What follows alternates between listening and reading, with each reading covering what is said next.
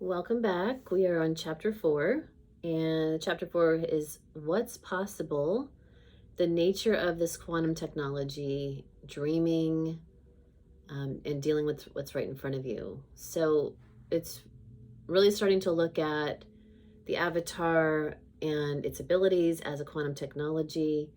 We, specifically are always focused in on the aura, of course, and the makeup of the aura that we know about, the energy centers, the subtle bodies, the central channel.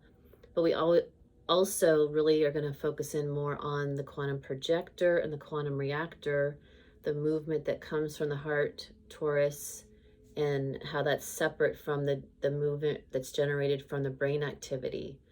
And so these two separate toroidal fields, the brain toroidal field of brain waves is smaller than the heart toroidal field that is very large and can expand very large.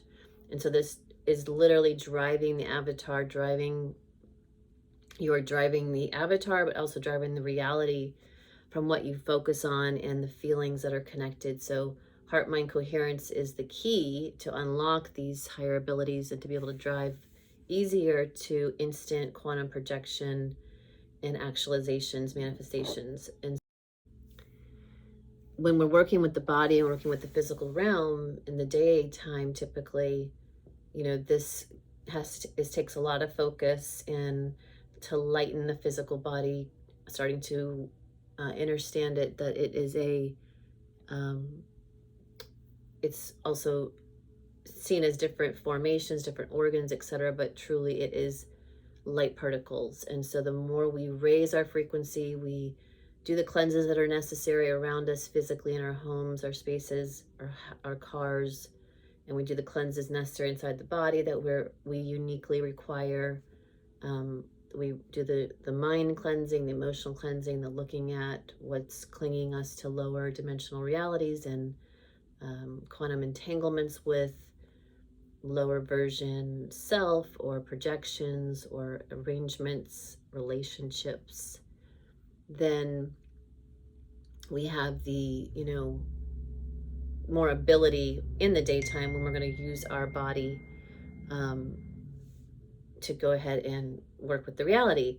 Now, I say that because on this chapter it talks about dreaming, and essentially when you lay down to do dream time and you can be awake in your dream or remember your dreams and give yourself assignments, or use your meditation time as well, or take a nap, then you're laying the body down, you're laying the avatar down so that you can navigate as the pure light, pure soul that is easy to move around and do, all the things that you may be doing for looking at reality creation, figuring things out, attuning to the highest potentials. And so that when you get back in the body, again, you have, you've already kind of got ahead of things, and then you're easily able to drop into that which you've already worked with in higher states. And so it's going to be just, really key for you to also realize, though, you've already, most of the time in meditation, you've got ahead of things and visualized things, worked on things in dream time, whether you gave yourself an assignment or you actually woke up in the dream lucidly. Everything is already happening. It already is. You're just tuning in to those now moments, these parallel now moments. And you're looking to rise into the highest version you, highest version reality, and be that, and then be in the presence and enjoy those now moments that you've laid out for yourself. So since that's already happened, you are essentially dreaming right now watching this. It has already happened. So we're waking you up from the dream that you don't have to be asleep, stuck in the past or stuck in the future or stuck dimensionally.